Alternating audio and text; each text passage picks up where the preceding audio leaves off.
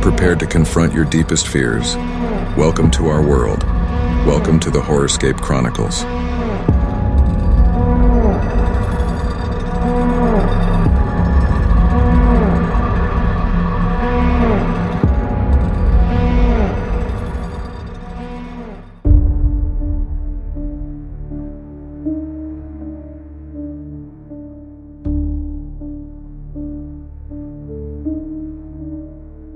साल 2019 की बात है। अयोध्या के पास एक छोटा गांव है, बरहा घाट। वहां रहने वाले कुछ लोग मानते हैं कि पास के पुराने जंगलों में रात के समय जाना मना है, लेकिन हर गांव की तरह यहां भी कुछ लोग इन बातों को अंधविश्वास समझते हैं।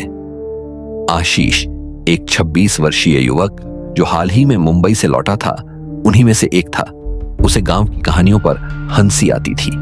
एक दिन उसके बचपन के दोस्त मनीष ने उसे बताया कि पास के जंगल में एक पुराना मंदिर है जो अब टूट चुका है, लेकिन वहां से रात में अजीब अजीब आवाजें आती हैं। आशीष ने चुनौती स्वीकार कर ली।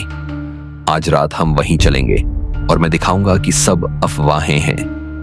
रात 11 बजे आशीष और मनीष टॉर्च और बाइक लेकर जंगल की ओर निकल पड़े।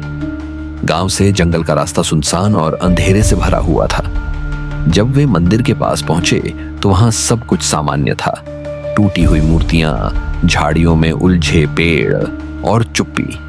लेकिन फिर अचानक उनकी टॉर्च की रोशनी अपने आप बंद हो गई। उन्होंने सोचा बैटरी खत्म हो गई होगी, लेकिन फोन की लाइट भी नहीं चल रही थी। चारों तरफ घना अंधेरा छा गया। कुछ ही मिनटों बाद उन्हें मंदिर के पीछे से किसी औरत के रोने की आवाज आई। वे पहले तो ठिठक गए, लेकिन फिर आशीष ने कहा, कोई औरत फंसी होगी, चलो देखते हैं। जैसे ही वे मंदिर के पीछे पहुंचे, उन्हें सफेद साड़ी में एक औरत दिखी जिसका चेहरा साफ नहीं दिख रहा था। उसके लंबे बाल जमीन तक फैले हुए थे और उसकी पीठ उनकी ओर थी। आशीष ने धीरे से पूछा, आप ठीक हैं? लेकिन वह औरत बिना मुड़े जवाब देने लगी, एक अजीब, गहरी और दोहराई जाने वाली आवाज में, तुम वापस क्यों आए?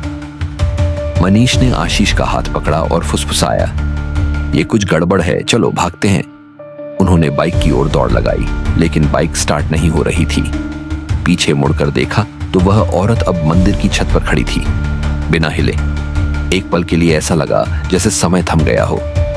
फिर एक भयानक सुनाई दी और आशीष की नाक से खून बहने लगा। किसी ने जैसे उसे गर्दन से पकड़ लिया हो। मनीष ने किसी तरह उसे खींचा और बाइक को धक्का देकर स्टार्ट किया। जब तक वे गांव लौटे, दोनों की हालत खराब थी। अगले दिन आशीष तेज बुखार में था और हर कुछ मिनट में बड़बड़ाता था, मैंने उसे देख लिया, वो अब आएगी।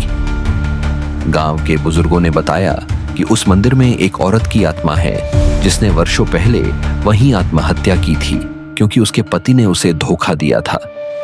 माना जाता है कि जो भी उस मंदिर में रात बिताता है, उसे वापसी की सजा मिलती है और कुछ तो फिर कभी सामान्य जीवन में नहीं लौटते।